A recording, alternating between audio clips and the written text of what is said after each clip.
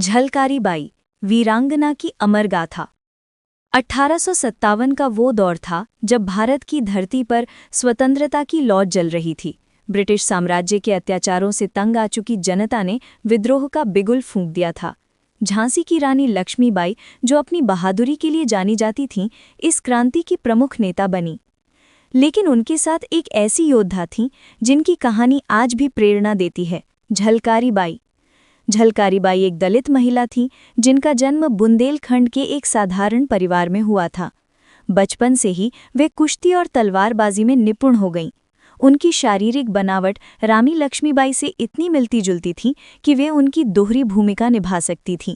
जब विद्रोह की आग भड़की तो झलकारी ने रानी के साथ कंधे से कंधा मिलाकर लड़ाई लड़ी। उन्होंने एक बहादुर महिलाओं की टुकड़ी का नेतृत्व किया जो गुप्त रूप से ब्रिटिश सेना की गतिविधियों पर नजर रखती थी। झांसी के किले में रानी के दरबार में बैठकें होती थीं।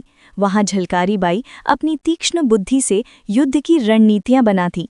रानी जी, ब्रिटिश सैनिकों की कमजोरी उनके घमंड में है। वे कहती, हम महिलाओं की टुकड़ी से आश्चर्यजनक हमला करेंगे।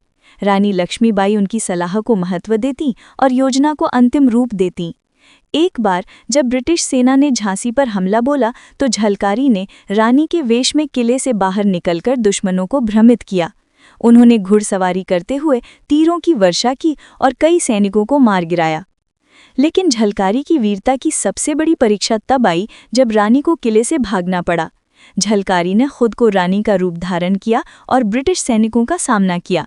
मैं लक्ष्मीबाई हूँ, आओ अगर हिम्मत हो, चिल्लाते हुए उन्होंने लड़ाई लड़ी ताकि रानी सुरक्षित निकल सके।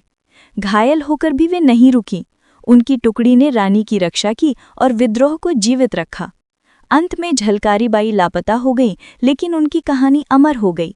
एक दलित महिला की जो जाति की सीमाओं को तोड़कर राष्ट्र की सेवा में समर्पित हो गई। आज भी जब हम 1857 के स्वतंत्रता संग्राम की बात करते हैं तो झलकारी बाई का नाम रानी लक्ष्मीबाई के साथ लिया जाता है। वे साबित करती हैं कि साहस किसी वर्ग या लिंग की मोहताज नहीं होता।